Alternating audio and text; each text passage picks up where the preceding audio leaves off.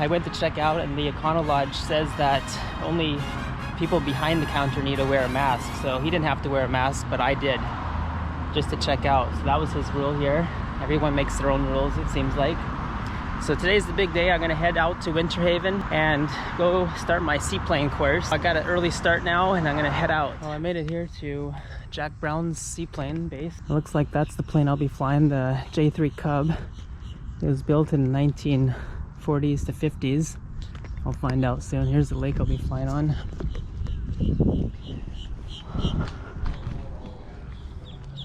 Here's the front office. Jack Brown's seaplane base. Fly for fun, Cub, rides, rentals, flight instruction. I'll be here for 2 days learning to fly the seaplane, the J3 Cub. Messed up all the paperwork. It's nothing, really. You know, I kept thinking, I was saying, nothing. I can't believe that they don't think. This is the kitchen accommodations in this lanai. Sitting on this side of the table. Okay. So you can drop your things if you want.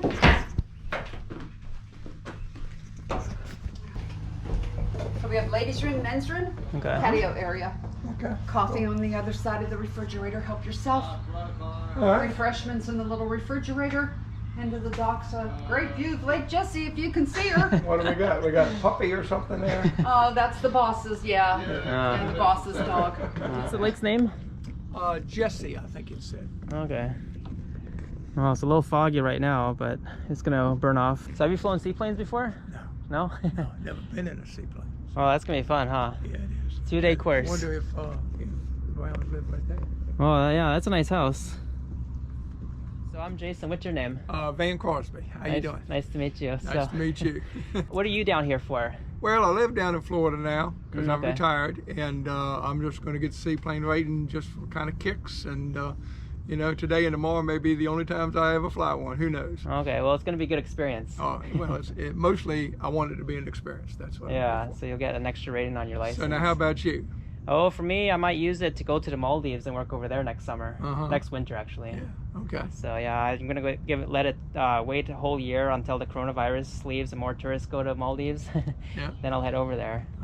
So you never know. This rating could come in handy. Well, that's good. Should be fun. All right, cool. The will not. First one's going to be wind/water. Okay. Wind basically is what I just talked to you guys about. Yeah. So figure out what the wind is doing on the lake. How do we want to approach it? Water is more so like depth of the water or the size of the waves if you're dealing with tough conditions. You know. So hey, is it safe to land on that water?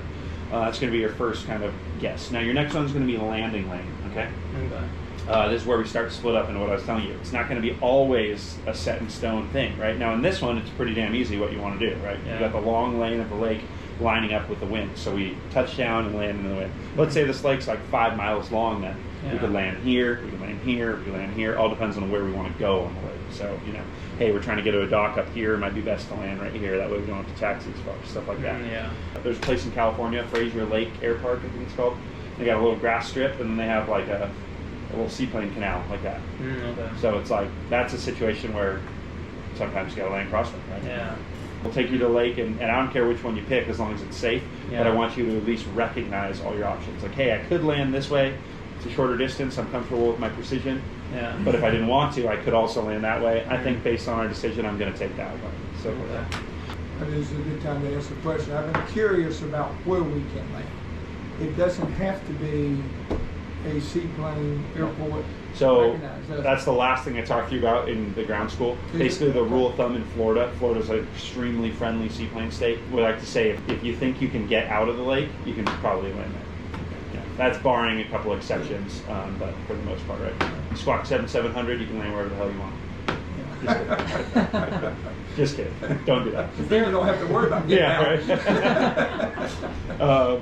All right, obstruction is going to be mostly stuff that's on the water, okay? So not in the air, but the main thing we're talking about, boats, okay? Jet skis, stuff like that could be getting your way on your landing lane. Maybe like a tree or an island on the lake, stuff like that. But anything when you're touching down the water that could get in your way, be aware of it.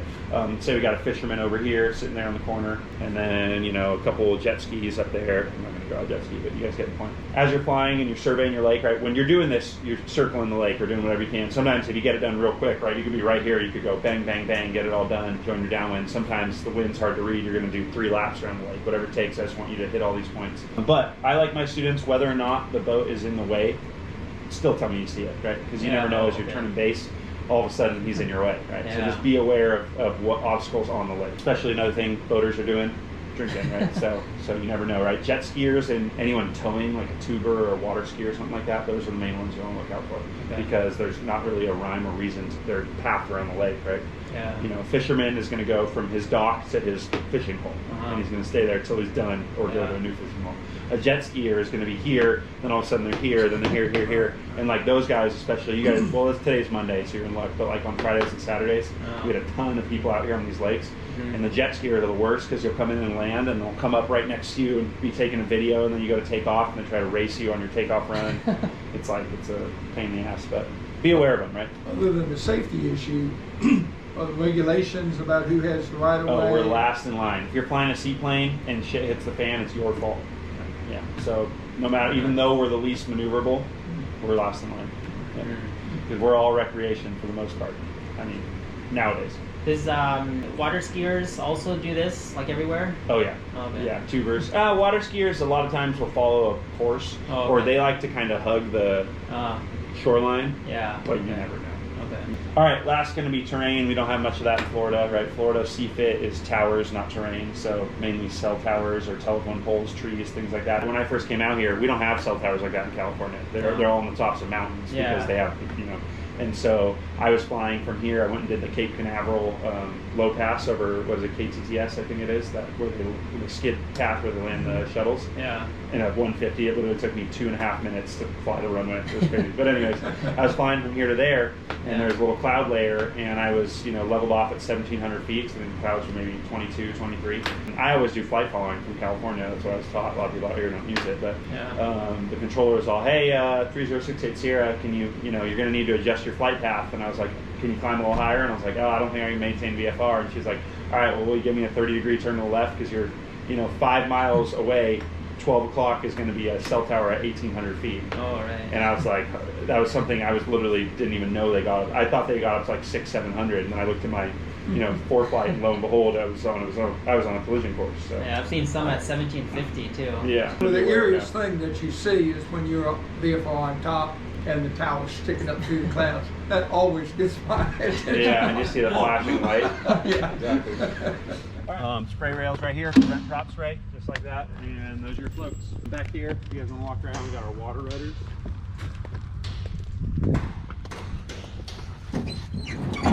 There they go. Kind of sometimes if they get tan, you gotta wiggle them a little bit sometimes. But they move with the air rudder, right? So if you follow your direct line of cables, so from your foot pedals through the fuselage empennage back here, boom, cable attaches to the air rudder directly.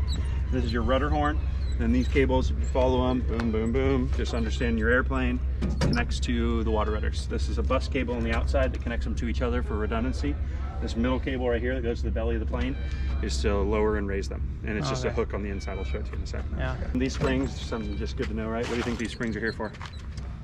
So it's gentle when you're pulling it. So if you were taxiing along, let's say we're going through like that stuff over there for some reason, and we kick up like a big old piece of wood or something, gets stuck in here, right?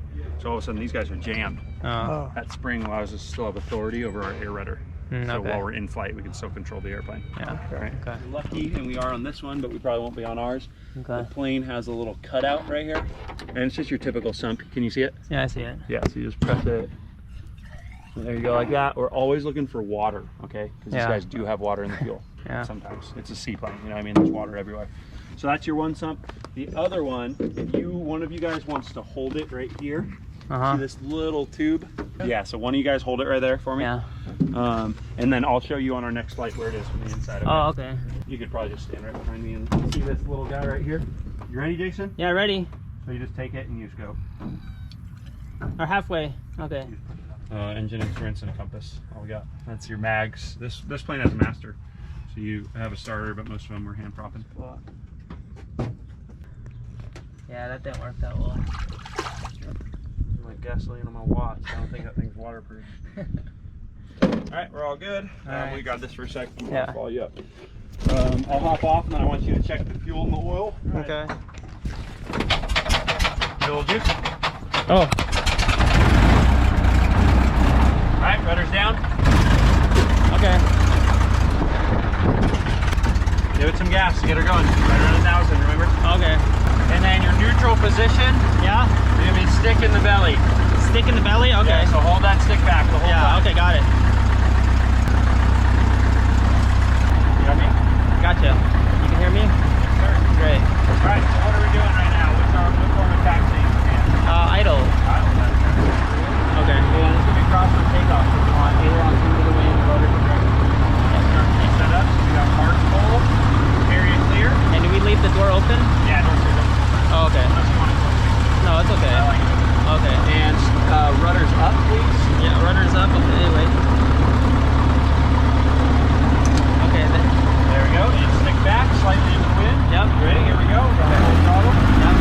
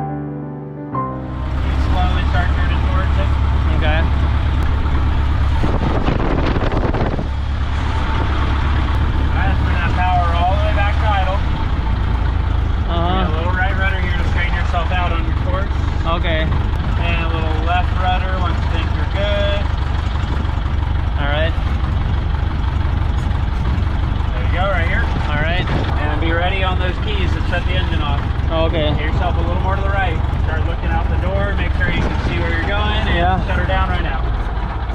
And then line yourself up and put it right in the middle of the... Yeah. Nice job. All right, excellent. And then your last thing you want to do is bring the water rudders up. All right, they're up. Oh, I lost my phone. It just fell. Oh, it's right on your foot. Oh no, right there it is. Oh, okay. All right.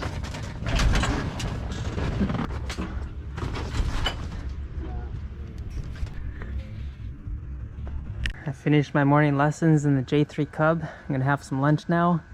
Then we'll continue for another afternoon session here in Winter Haven, Florida.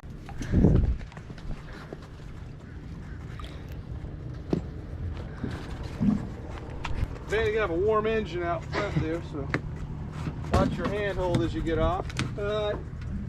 Thank you, thank you. Now you like the J3? It was great. Good deal. I really enjoyed that. That's fun flying, isn't it? Yeah, it was fun. John Brown Way.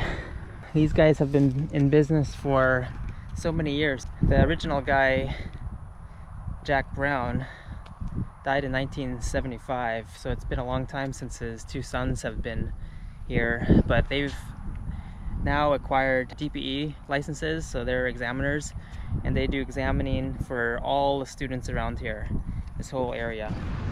I'm gonna check how much this room at this small dumpy motel is. Florida Garden Motel. Let's see. Hi. Hello. How much is the room here? It's a 60 plus for tax. for 60 single plus bed. tax? Yeah, for single bed. Okay, what's the total with the tax? With tax it will be 70. 70? Yep. I'm gonna check another motel and I might be back. Okay. Thanks. So it costs $70 to stay at this motel. It's just a normal hotel here. I went to downtown Winter Haven. I found Cafe Healthy Habits. They say buy one, get one 50% off every day.